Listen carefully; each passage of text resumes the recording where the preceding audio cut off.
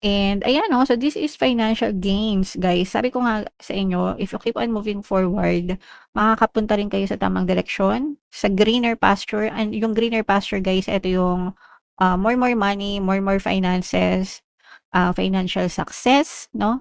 Financial gains, mas magiging maganda yung status ng inyong pamumuhay. So, ito yung magiging magandang pagbabago sa buhay nyo. Basta, guys, no? Ano sabi ko? Maging consistent. Ibig sabihin, tuloy-tuloy.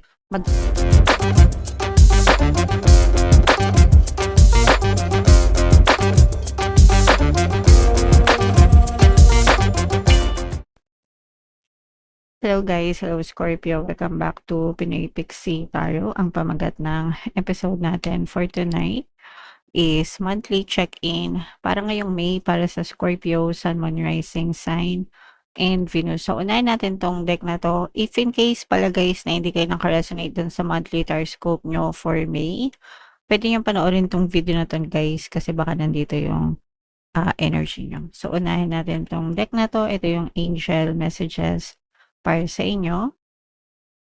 So, all that glitters, ibig sabihin nito guys, hindi lahat ng kumikinang ay ginto, no? Minsan meron ding tanso.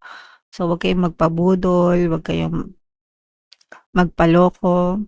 Kailangan matuto kayong kumilatis, kailangan marunong din kayong mag-filter ng mga tao na binibigyan nyo ng access sa buhay nyo.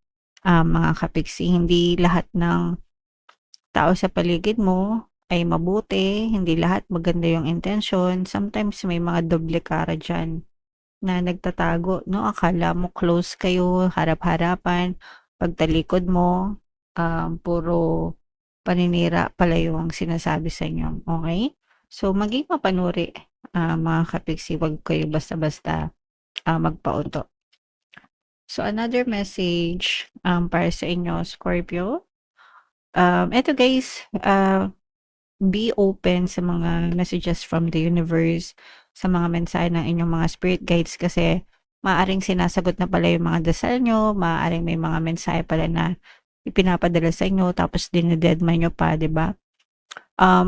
Yung tarot reading mga kapiksi, ito isa rin itong paraan para baka may mga mensahe kayong maaaring marinig from the universe, no? And bukod sa tarot reading, pwede rin yung mga dreams, mga panaginip, mga kapiksi, or just any movement in your physical reality, guys. So, this will be resonating dun sa mga kapiksi natin na meron talagang mga pinagdadasal, guys. Okay? And another message for you, Scorpio. Wag nating sayangin ang oras natin. You have to value your time, guys, no? Kumbaga, ibig sabihin nito, gamitin sa kapaki-pakinabang na paraan yung bawat segundo, bawat minuto, bawat oras na dumadaan sa buhay nyo, mga kapiksi. So, yeah. Comment down below if naintindihan nyo yung mga messages nyo. So, hanapin natin yung energy ng Scorpio, guys. Habang sinashuffle ko to, panoorin nyo muna yung video natin regarding sa ating paano mag-manifest ng abundance video course. Kapiksi, sawa ka na ba sa mga struggles at hirap sa buhay mo? Masipag ka ba at masikap sa buhay ngunit hindi ka pa rin umaasenso? Ilang beses ka na bang nag-attempt magnegosyo at mag-invest pero palagi ka pa rin nalulugi? Sa pagkakataon na ito ay maaaring may subconscious beliefs ka na nagiging balakid sa iyong pag-unlad at pagyaman. Introducing, paano mag-manifest ng abundance video course. Dito ay matututunan mong ma-overcome ang mga balakid mo para tuluyan ka ng umunlad, umasenso, sumagana, maging matagumpay, successful at maswerte sa iyong kabuhayan, pera, trabaho, negosyo sa lapi at kaperahan ng bonggang-bongga. Dali, mag-send na ng email sa pinoypixie@gmail.com at simulan na ang iyong pagyaman ngayon. Alright, so sa lahat ng gusto mag-avail ng course guys, meron tayong paano mag-manifest ng abundance video course, paano mawala ang third party at magkaroon ng harmonious na relationship, paano pabalikin si ex revised breakup. Sa mga interesado guys, mag-send lang kayo ng email sa pinoypixie@gmail.com. And sa mga naghahanap ng pampaswerte guys, meron tayong money shaker jar. Ito guys, super effective na pampaswerte ng pakaliit na bote pero super powerful.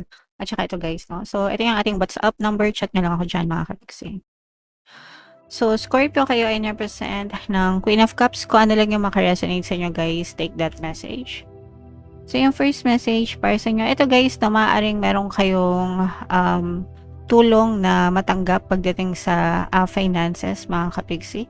So, pwedeng may mga taong tumulong sa'yo para magkaroon ka ng pagkakakitaan o kung wala ka pang pinagkakakitaan as of now, no? So, ibig sabihin, maaaring merong magpahirap sa'yo ng, merong magbigay sa'yo ng trabaho, merong mag-suggest sa'yo na mag-apply ka dito, o kaya pwedeng bigyan ka ng pampuhunan, ganyan. Kung gusto mo magnegosyo, magtinda-tinda, mga ganyan, mga kapiksi. For some of you, maaaring meron din kayong opportunities for collaboration, or mga training din, mga kapiksi. Training, coaching, na matututo kayo kung paano mas mapalago yung inyong finances, guys. Okay? Alright. And ito guys, these are positive changes, no? Ibig sabihin, maaaring may mga maganap na positibong pagbabago sa buhay nyo. Ito, this will always depend on your energy, on kung saan kayo nakafocus, guys. Kasi hindi naman magbabago instantly yung buhay nyo hanggang ikaw mismo ay hindi nagbabago, no? Yung buhay nyo, yung inyong physical reality, palagi yan sumusunod sa inyo. Sa inyo, no? So, kung hindi ka nagbabago, araw-araw nega ka, araw-araw nagrereklamo ka, araw-araw puro kahirapan yung iniisip mo, wag mong i-expect na magbago yung physical reality mo. But, kung nag-effort ka every single day, kahit nega yung buhay mo, everyday nag-effort ka, okay lang yan, maging okay din ako, malalampasan ko din to, magbabago din yung buhay ko, and nagfo-focus ka sa pagpapasalamat, then eventually, unti-unti makakita ka ng positive changes. So that's how you change your life, guys, no? Gradual, hindi yan instant. You change and your life will change. Okay? Alright. So sana naintindihan nyo yan kasi yung iba maraming nagko-comment, hindi nagbabago yung buhay nila. Abay, hindi yan magic. Baguhin mo muna yung sarili mo bago magbago yung buhay mo. Okay? Alright. And another message, Scorpio. Ito na nga guys, no, yung sabi natin na maaring may mga tumulong sa inyo. So, ito guys talagang mga help to, mga helping hands, mga kapiksi. Ibig sabihin may mga tao na maaring tumulong sa iyo, may magsalba sa iyo, especially kung meron kayong mga financial problems or kakapusan sa pera. Guys, no? Hindi naman lahat is nakadepende sa kanila or nakasalalay sa kanila, pero malaking bahagi yung maitutulong nila para makapagsimula ka na bumangon. Okay? So magre-resonate yan sa mga kapiksi natin na nagdadanas ng problema right now. And eto guys, no, unti-unti kayo magkakaroon ng progress kasi nga may mga tumutulong sa inyo, guys. So ibig sabihin nito, unti-unti magkakaroon kayo ng progress, unti-unti din kayong aangat, unti-unti din kayo makaka-move on, unti-unti magiging ma-okay yung status ng pamumuhay nyo. May mga, kumbaga, mini progress, mini success, unti-unti, gradual, no? And maaari ding magkaroon ng positive changes, again, gradual. Basta nagbabago kayo, mga kapiksi, tinutulungan kayo ng ibang tao, at the same time, tinutulungan nyo rin yung sarili nyo, talagang magbabago talaga yung buhay nyo, guys. Okay? Alright. And, ibig sabihin nito, guys, maging consistent kayo sa pagkilos, no? Hindi porket wala kayong nakikitang resulta or wala kayong nakikitang progress is magi-give up na kayo. No, doon kaya nag-fail yung ibang tao, guys. Ibig sabihin na nag-fail, bumabagsak, or bumabagsak. Kasi kapag hindi sila nakita ng resulta, sumusuko agad sila sa buhay. So wag ganun, guys, because consistency will give you results. Ibig sabihin, kapag consistent ka, kapag nagtuloy-tuloy ka, regardless kahit wala kayong nakikitang resulta, eventually, guys, magbubunga din yan in the future. So malaki yung role ng pagiging consistent sa buhay, mga kapiksi, para makakita kayo ng mga pagbabago. Okay?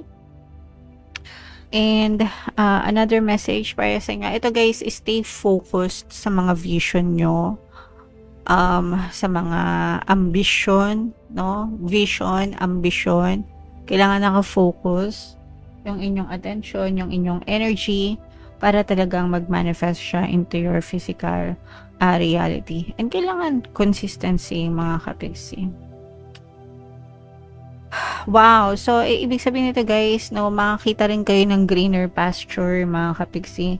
Greener pasture, ibig sabihin mas magandang buhay, mas maganda yung benefits, mas mapayapang buhay, buhay na deserve mo, buhay na gusto mo, mga kapiksi. If you just keep on moving forward, no? Again, maging consistent lang kayo, tuloy-tuloy lang, forward lang ng forward, mga kapiksi, and makikita nyo rin yung buhay na deserve nyo, guys, no? Something better, something na deserve nyo sa buhay. And for some of you naman, this will resonate sa mga single guys, no? Maaring may mga magpakilig sa inyo, no love, no? No love, no person, no relationship. May pinto, no? May pinto ng bagong pag-ibig. Nakakatok na magbubukas sa inyo guys. So, katok lang kayo, magbubukas lang yan, and ibibigay sa inyo ng universe yung tamang person na deserve nyo. Syempre guys, ipagdasal nyo, no? Pagdating sa relationship, palaging pinagdadasal yan, mga kapiksi.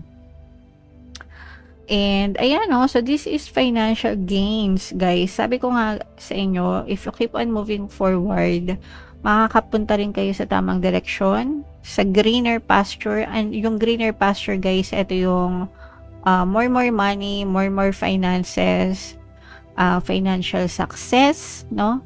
Financial gains, mas magiging maganda yung status ng inyong pamumuhay. So, ito yung magiging magandang pagbabago sa buhay nyo. Basta, guys, no? Ano sabi ko?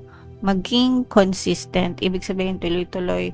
Magtiyaga, wag mag-give up, mga kapiksi, no? Wag mag-give up, guys, no? Darating din sa'yo ang kasaganaan. Alright? Okay. So, yeah. Comment down below, Scorpio, if feeling nyo nakaresonate sa inyo yung message na yan. I-mind nyo na yung mga greener pasture na yan. Itong mga positive changes, itong mga financial gains, mga kapiksi. So, bunot lang tayo ng isa pang card para sa inyong additional message. Ayan, law of attraction. Tinuturo natin yan dito sa inyo sa ating channel, guys. You have been manifesting this relationship. Everything you want will soon be yours. Ito na nga yung sinasabi natin na sa love, guys, no? Magre-resonate ito do sa mga kapiksi na nagdadasal ng or nagmamanifest ng panibagong person sa buhay nila, guys, no? Or kung meron na kayong existing na relationship, kung ano man yung minamanifest nyo dun sa relationship, guys, it will soon be yours. Kailangan lang maging consistent kayo. Lahat ng relationship subliminals natin, guys, may mga affirmations yan para talagang, depende sa title, no? Kung ano yung title ng subliminal, yun yung focus ng mga affirmations. So, let's say, pampabalisa, para palagi nila kayong isipin, pampamis, para palagi nila kayong hanap-hanapin. So, kung hindi kayo marunong mag-affirm, guys, pwedeng makinig na lang kayo ng mga subliminals ko. Kasi super effective naman yan kung basahin nyo yung mga comments, talagang may results. Basta wag kayong nega. Kasi pag nega kayo, kinokontra nyo, kinakancel nyo yung mga affirmations ng subliminals. Okay? So, mamamanifest nyo whatever you want in the relationship, guys. Basta ipagdasal nyo. And maging consistent kayo, guys. Okay? Alright.